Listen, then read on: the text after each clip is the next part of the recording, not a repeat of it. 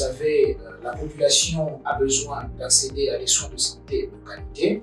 Pour savoir que cette population a accès à des soins de santé de qualité, nous devons être en mesure de collecter les données au niveau des établissements de soins de santé, mais aussi au niveau de nos communautés. Voilà pourquoi la digitalisation du secteur de la santé est extrêmement importante, parce qu'il permet aussi de remonter les bonnes données qui facilitent la prise de décision.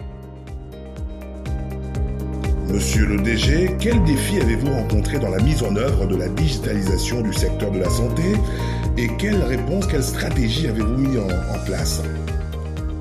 Il y en a plusieurs, les défis. Nous avons rencontré par exemple le défi de connectivité Internet. Comme vous le savez, pour remonter les informations en temps réel, vous avez besoin de la connectivité Internet. Et donc c'est un grand défi que nous avons dans notre pays. Et ce que nous avons fait, c'est que premièrement, nous avons mis en place un partenariat avec les 4 entreprises de télécommunications qui existent dans ce pays.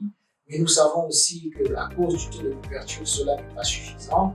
Donc nous avons maintenant une stratégie pour la connectivité satellitaire par exemple. Et ça, nous allons beaucoup dépendre en tout cas des différentes actions du gouvernement, surtout à travers la RPTC. Ça, c'est le premier défi. Le deuxième défi, c'est un défi de permanence électrique. Comme vous le savez, qui dit digitalisation dit disponibilité d'équipements pour collecter les données.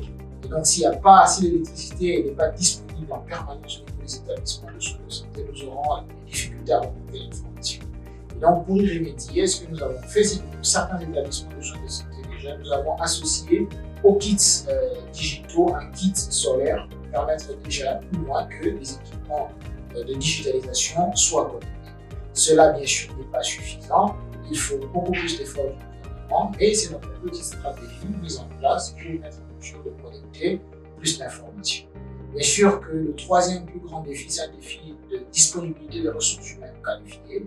Et donc, nous avons pour cela mis en place un système de renforcement de capacité qui aujourd'hui est en train de porter ses fruits parce que nous avons déjà formé plus de 270 data managers dans les établissements de soins de santé de Kinshasa et nous les avons formés pour qu'eux deviennent des formateurs au sein des établissements de soins de santé et qui s'occupent de l'accompagnement tout au long du processus de transformation digitale, mais le fonctionnement normal des établissements de soins de santé qui sont appelés à être complètement digitalisés.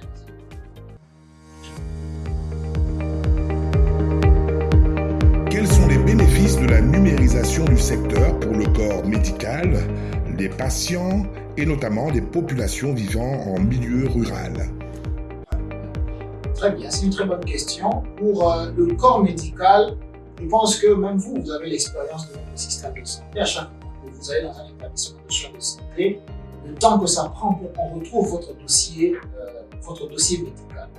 Et donc, l'avantage déjà pour le corps médical, c'est l'accessibilité en permanence, en tout cas, de votre dossier médical, mais c'est aussi la portabilité de votre dossier médical. Parce qu'un médecin qui vous reçoit dans un établissement de soins de santé, qui a besoin d'avoir accès sur vos antécédents médicaux, peut consulter votre dossier patient informatisé et avoir accès à un certain nombre d'informations. Ça, ce sont vraiment les avantages de cette digitalisation-là pour le corps médical, mais aussi pour les populations directes. Comme vous savez, quand nous avions lancé le programme de gratuité, de prise en charge gratuite de la femme enceinte des accouchements de nouveau-nés, il y avait un code USSD que nous avions lancé, donc c'était le étoile 151 dièse. Ce code a permis par exemple aux femmes enceintes de s'inscrire gratuitement à ce programme et d'être facilement prises en charge.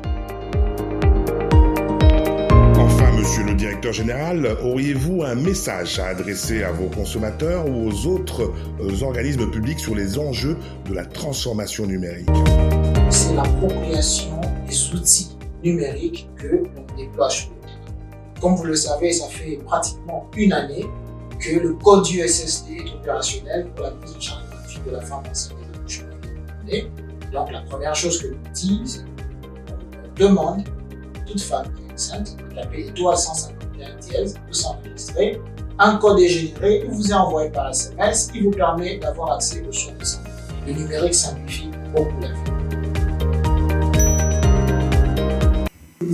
Ces échanges ont porté essentiellement sur le partage d'expériences en termes de réalisation progrès, leçons apprises dans l'implémentation de l'architecture d'entreprise en santé numérique en RDC. Jean-Thierry Calombo, directeur général de l'ANICINES, souligne l'apport de cette structure dans la transformation digitale. Le chef de l'État a initié un projet, la couverture santé universelle. Il y a eu des actions en matière de santé numérique. Bien sûr que le gouvernement a aussi mis en place toute une stratégie en matière de permanence électrique. Et nous, notre responsabilité directe, c'est vraiment les différentes solutions, les applications qui sont utilisées, s'assurer qu'elles sont utilisées de manière correcte. Et défi aussi en termes de connectivité, a reconnu le coordonnateur adjoint de l'ADN qui fait part de solutions palliatives. Il est prévu au sein du Fonds de développement du service universel qu'il y a un établissement public qui a été spécifiquement créé pour pouvoir financer et placer des équipements de connectivité dans ces territoires peu attractifs pour les opérateurs traditionnels du fait de leur faible densité.